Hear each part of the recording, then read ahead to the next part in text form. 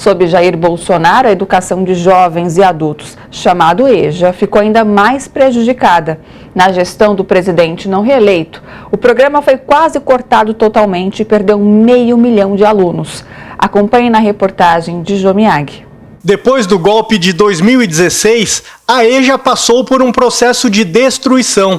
Em 2012, a verba chegou a 1 bilhão e 500 milhões de reais.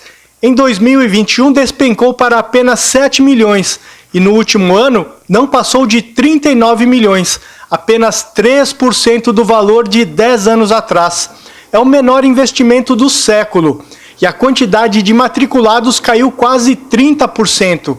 Essas são algumas das conclusões do dossiê em busca de saídas para a crise das políticas públicas de EJA. Pra vocês terem uma ideia, o último programa de livro didático que nós tivemos para educação de jovens e adultos foi em 2013, no governo Dilma.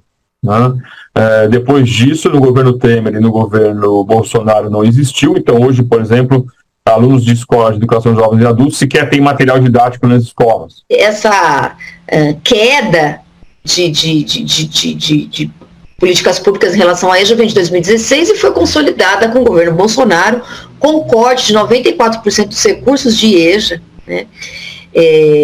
Não só de EJA, mas toda a educação básica, educação superior, como bem sabemos, cortes em relação aos recursos também para as pesquisas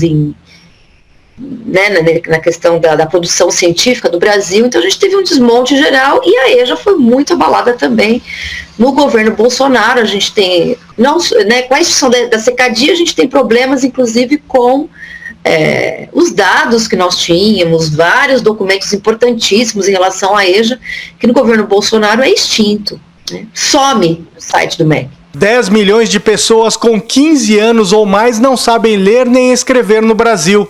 Outros 72 milhões não completaram nem sequer o ensino fundamental, que são os primeiros 9 anos da educação básica.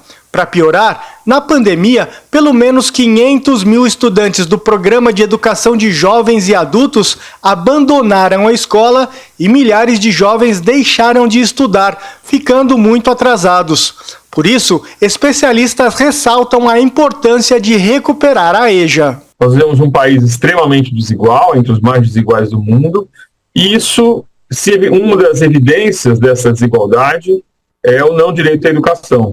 Por isso que quase metade da população brasileira adulta não tem sequer o ensino fundamental ou o ensino médio. Né? Esse é um direito negado a grande parte da população, porque como ela tem condições de vida muito precárias, a tendência dela de abandonar a escola, seja pelo trabalho, seja pela falta de condição da própria família de manter esse sujeito na escola, seja pela fome, né? Ela é gigantesca.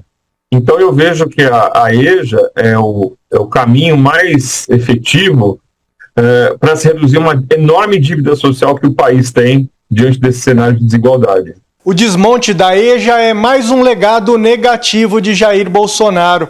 É outro desafio deixado para o governo Lula, que terá de recompor o orçamento, fazer planejamento e atrair para a sala de aula quem não sabe ler e nem escrever e quem tem escolaridade incompleta. Vai precisar ter uma ampla divulgação nesta relação governo federal passando pelos entes federados, Estado e município.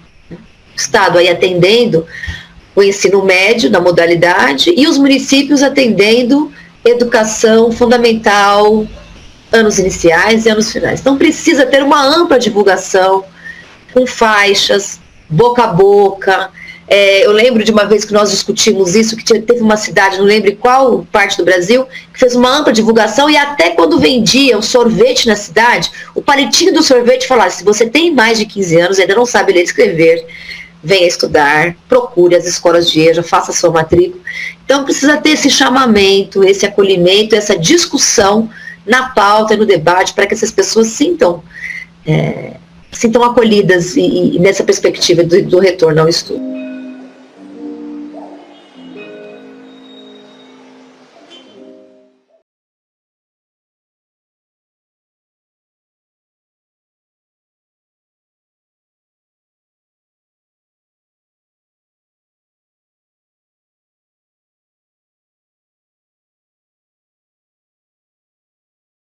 Na cerimônia de posse na Assembleia Legislativa do Rio de Janeiro, no último domingo, o governador Cláudio Castro se posicionou radicalmente contra a instalação de câmeras em uniformes de policiais e viaturas.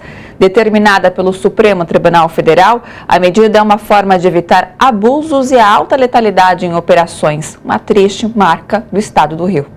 No discurso de posse como governador, Cláudio Castro disse que vai recorrer até o fim contra o uso de câmeras em viaturas e fardas de agentes de batalhões especiais das polícias civil e militar, a CORE e o BOP, respectivamente.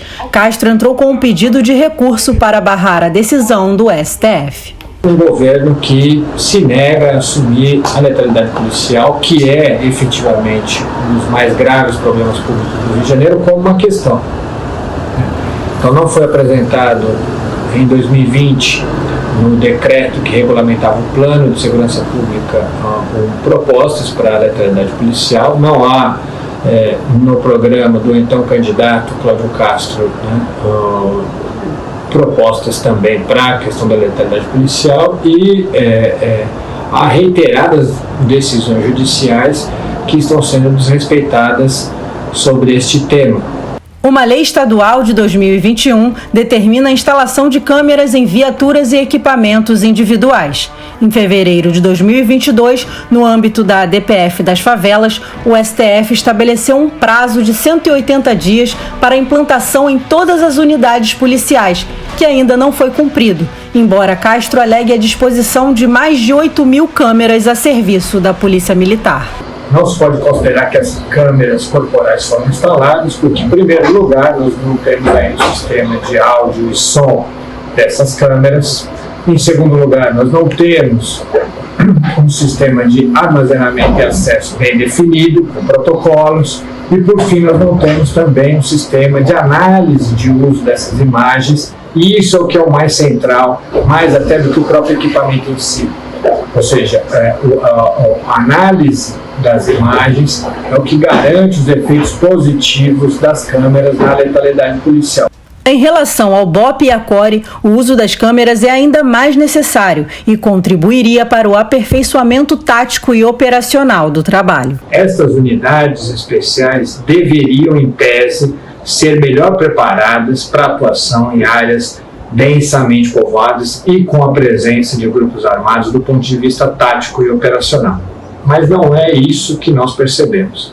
O levantamento do Grupo de Estudos Novos Ilegalismos da Universidade Federal Fluminense mostrou que, quando da presença ou de BOP ou de CORE, nós temos 2 vezes mais chances da ocorrência de uma chacina policial, e quando da presença conjunta de BOP e CORE, nós temos 6 vezes mais chances da ocorrência de uma chacina policial. Diferente do que alega o governador, a medida não apresenta riscos ao sigilo das operações e à integridade dos policiais. Em todos os projetos dessa natureza de instalação de câmeras, há a previsão da criação de uma central unificada de custódia, onde algumas pessoas teriam acesso às imagens, mas que não poderiam repassá-las para frente, ou seja, nunca se defendeu nenhum projeto existente a ampla divulgação e restrita divulgação de imagens das câmeras corporais. Além do que, é importante também ressaltar que as experiências internacionais e nacionais prevêem também um comitê de transparência com presença de representantes das forças policiais e da sociedade civil, com vista a garantir maior confiança na utilização dessas imagens.